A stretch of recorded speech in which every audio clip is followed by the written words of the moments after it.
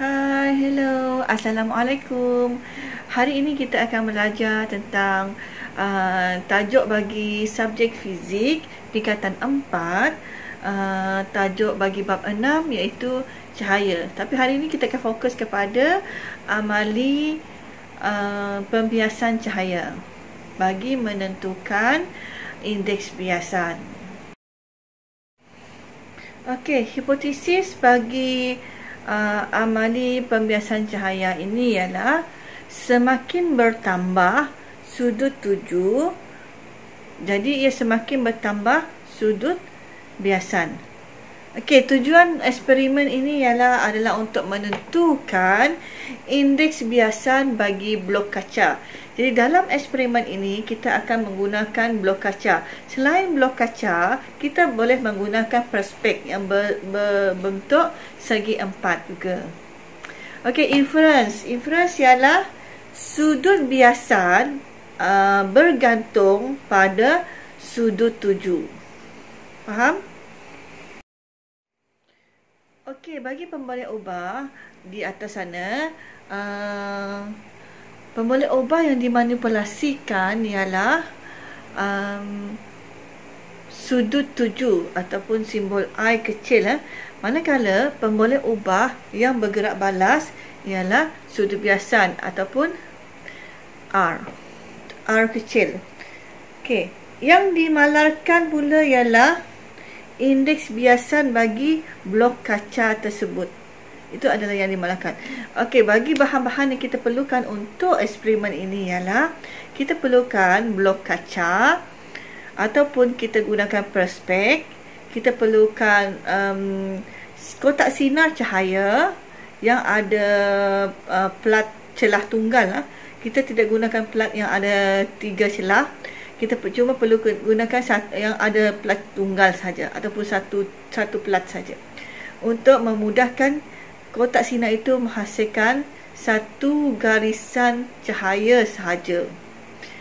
Dan seterusnya kita perlukan kertas putih ataupun kertas A4 yang akan digunakan untuk melukis di mana kita hendak meletakkan bongkah kaca tersebut, termasuk dengan hasil pemerhatian kita nanti.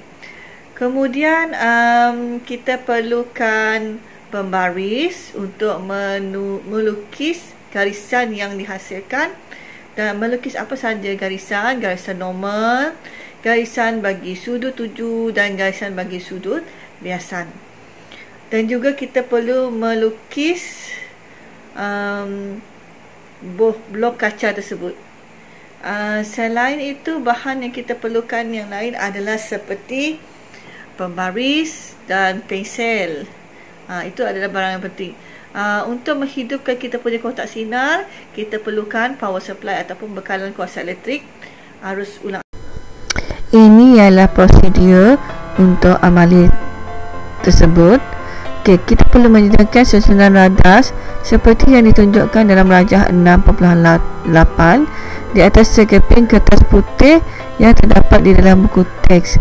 Kemudian kita perlu lukis garis luar blok kaca itu pada kertas putih dan garis normal melalui titik O.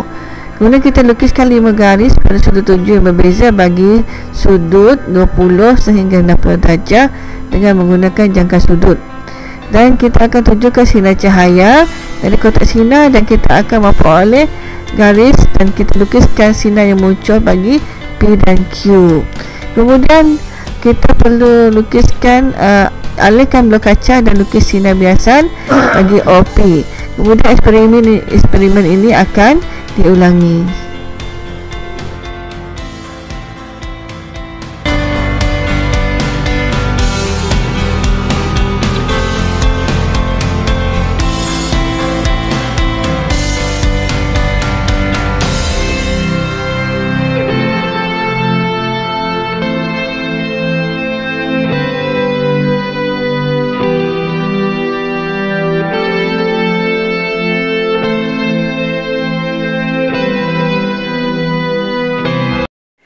Dalam pelaksanaan amali ini, terlebih dahulu pelajar perlu setting amali dengan betul lah, dan ia menggunakan arus ulang alik dan tidak perlu menggunakan bekalan kuasa yang terlalu tinggi. Cukup sekadar kalau kita menggunakan 12 ataupun 10 atau sehingga 12 volt saja. Dan mula-mula sekali pelajar perlu melukis bentuk blok kaca di atas kertas A4 yang kita sudah sediakan. Kemudian pelajar perlu melukis garisan normal, sebab garisan normal ini penting ya untuk kita mengukur dari mana jarak daripada garisan normal ke garisan sudut 7 untuk menghasilkan nilai sebanyak 20 darjah. Okey, nilai sebanyak 20 darjah, garisannya kita akan lukis, kita akan ukur daripada garisan normal yang kita lukiskan tadi sehingga garisan kita bakal lukis yang untuk 20 darjah Celsius. Jadi garisan itu kita akan lukis dan kemudiannya kita akan lukis semua sekali untuk garisan sudut yang lain. Contohnya seperti yang untuk 30, yang 40 sehingga 60 dan hidupkan. Kotak sinar tersebut akan dilalukan pada garisan yang kita buat untuk 20 darjah tadi ya. 20 darjah kita lalukan dan ia akan menghasilkan satu sudut biasan di dalam bongkar kaca, dan satu sudut yang akan keluar semula daripada bongkar kaca itu kita tandakan dengan tanda titik, dot ataupun tanda pangkah. Kemudian selepas kita lalukan pada 20 darjah, kita akan lalukan pada garisan yang 30 darjah, kemudian garisan 40 darjah dan seterusnya sehingga sampai ke 60 darjah, dan kita akan dapat hasilnya pada akhir eksperimen ataupun amali. Kita akan dapati nilai yang berbeza dan bertambah akan dihasilkan. Okey, ini adalah di antara pelaksanaan amali yang dilaksanakan di dalam amal. Sekali lagi saya sentiasa mengingatkan pelajar supaya penjarakan sosial 1 meter, jarak 1 meter tetap dikekalkan, dan walaupun jumlah pelajar agak ramai, tetapi kita perlu mementingkan keselamatan terlebih dahulu. Dalam pelaksanaan di dalam makmal, saya perlu memastikan bahawa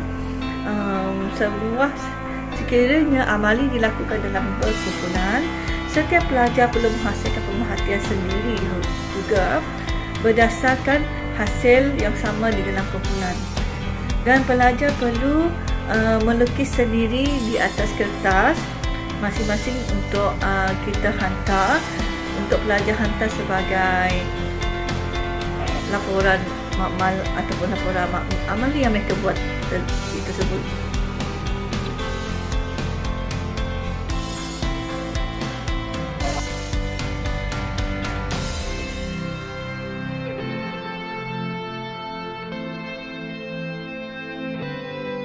Ini adalah hasil yang ditunjukkan selepas kita hasil dapatan ataupun hasil pemerhatian atau keputusan akhir yang kita dapat daripada eksperimen ini. Kalau kita lihat di sini, kita dapati bahawa semakin bertambah sudut 7 I kecil tu, small letter I, semakin bertambah juga sudut biasan ataupun R tu tersebut. Jadi ini telah membuktikan bahawa hipotesis tadi adalah benar ataupun betul. Ini adalah gambar raja hasil daripada amali yang kita buat tadi. Sebagai kesimpulannya, semakin bertambah sudut 7, semakin bertambah juga sudut biasan, dan kita perlu mengekalkan langkah berjaga-jaga semasa kita melaksanakan amali tersebut. Jangan lupa subscribe, like atau share, dan juga boleh tinggalkan komen di bawah ruang komen. Terima kasih.